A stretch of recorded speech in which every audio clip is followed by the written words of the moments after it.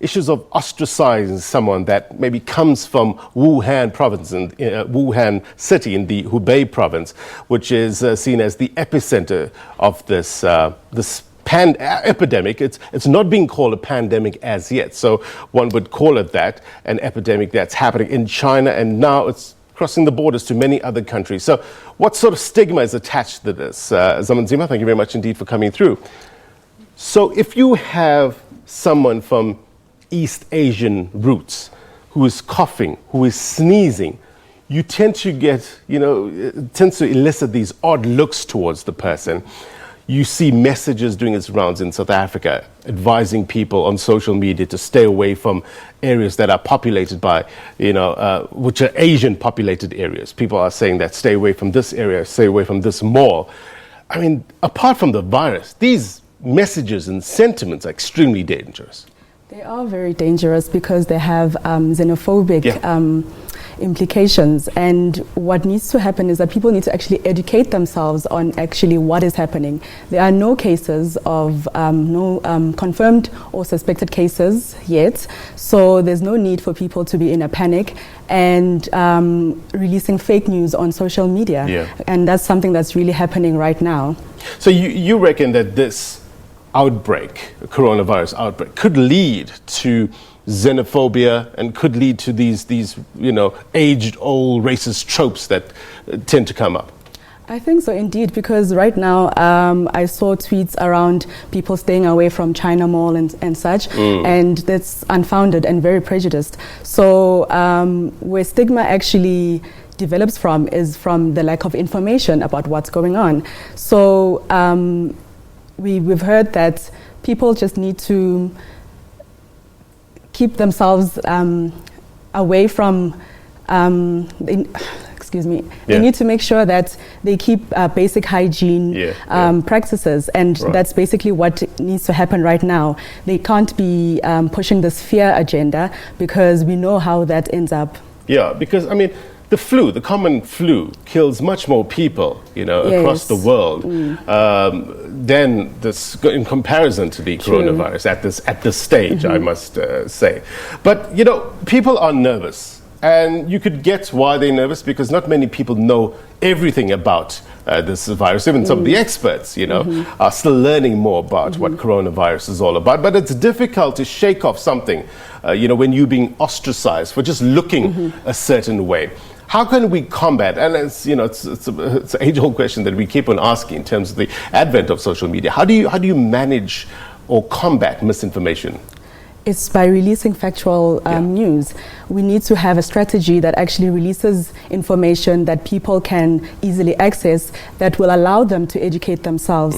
Right now, there are more people actually getting treatment from this virus, and the more recoveries, the rate of recovery is actually increasing, and the mortality rate is only 2%.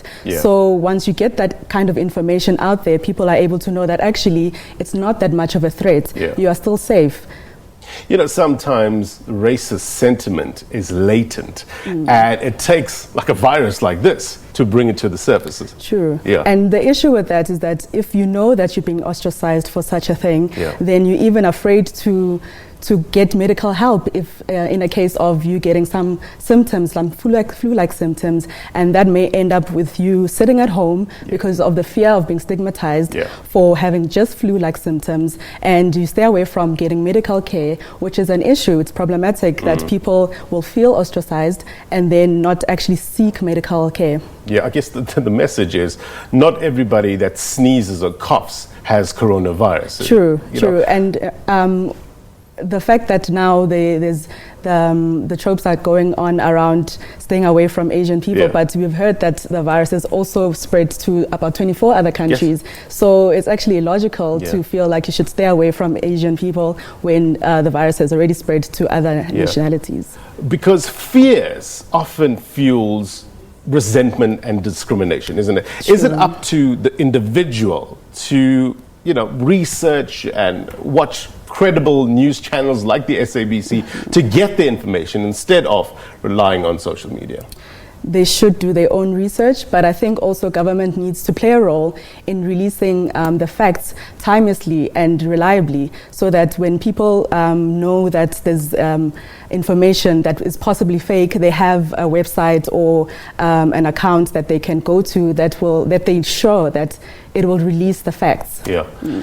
Zamanzima, just stand by for a bit. I just want to get the very latest with regards to the coronavirus. I want to bring in our correspondent now, Bruce Harrison. Apparently, Hyundai factories in Korea have shut down their assembly lines over a shortage of parts from China because of the coronavirus. It's unclear when they'll be able to resume productions. It's also unclear what impact it will have on sales, including units in South Africa, where Hyundai's and Kia's were some of the top-selling hatchbacks, we're told, and budget cars last year. Let's bring in correspondent Bruce Harrison live from Japan. Bruce, a very good morning to you.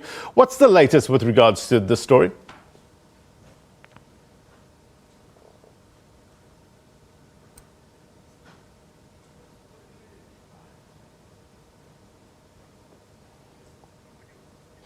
All right, it seems that we are struggling with Bruce there. We will try to get him back as soon as possible with the latest developments about Hyundai closing some of its assembly lines and what sort of impact this will have in terms of globally, because they are big brands across the country, as indeed across the world. Let's bring in back now Zamanzima Mazibuko from the Mapungubwe Institute for Strategic Reflection. And we were talking about handling misinformation and your advice to people who pick up these things on social media, advising them to stay away from Asian populated areas. What's the first point of call? What do they do if they receive a message like that? They need to check where it comes from. Yeah. We know. And don't forward. Don't forward, yes, Yeah. please don't forward. Yeah. Do your own research, verify where the information is coming from. And this is a very crucial thing that the government can actually use to inform the public on actually what is happening with the coronavirus. Yeah. You know, let's look at how governments around the world have reacted. And already we see messages from China saying that maybe the United States has overreacted in terms of the messaging and getting some of their citizens out. A number of other countries have, evacuated their citizens from Wuhan city. The messaging is important. Optics is important. Perception often influences decision-making, isn't it? When you have countries evacuating their citizens from China, did it add to the fear of the unknown? It definitely did. And it's sad that the evacuation happens without actually informing the public that the people that have died, about 80% of them are actually above the age of 60 and had pre-existing health conditions. So if your immune system is well and functioning optimally, you have a way better chance of actually surviving the infection. Yeah. So when you do such things, you do increase the panic unnecessarily so, and you don't actually give people the education that they need to know that it is not as dangerous as you make it seem to be. Yeah.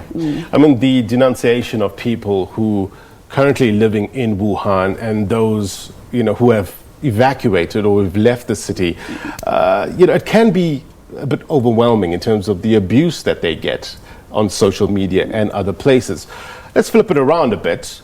How do they react? A person that's being attacked in that way? Well, that's a difficult one. I mean, being in that position, what else can you do?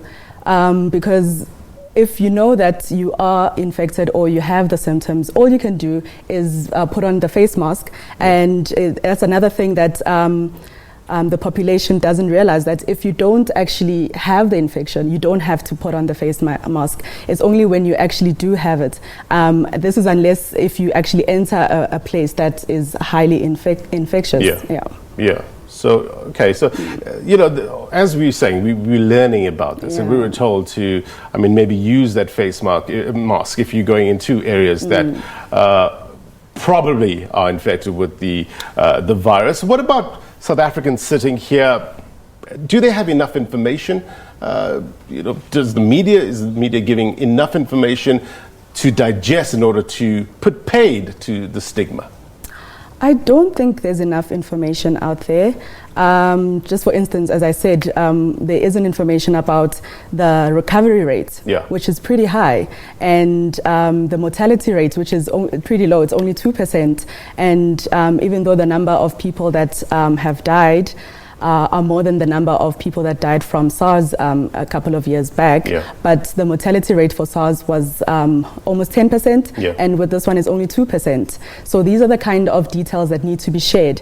And also with the Department of Health, I feel like they need to be more detailed about their strategy, because then it puts citizens at ease to know that our government does indeed have this under control. Right now, I feel like the information is very...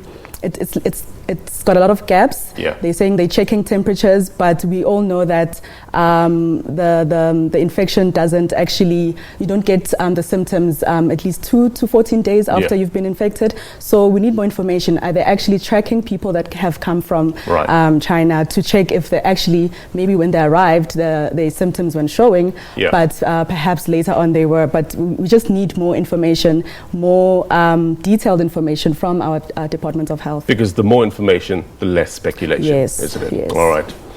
Thank you very much indeed for coming through. I just want to read out what the WHO Director General was saying a couple of days ago. He says, this is the time for facts, not fear, and this is the time for science, not rumors. It's a time for solidarity, not stigma, and you'll agree with that. I agree, 100%. All right. Zamanzima Mazibuko, Senior Researcher at the Mapungubwe Institute for Strategic Reflection. Thank you very much indeed for your insight as well. It's a very, very important story to discuss the stigma attached to this coronavirus. We're also trying to get hold of our correspondent in Japan, Bruce Harrison, with regards to this developing story. Hyundai factories in Korea have shut down their assembly lines over a shortage of parts from China because of the coronavirus. We're going to get the latest after the break. Stay with us.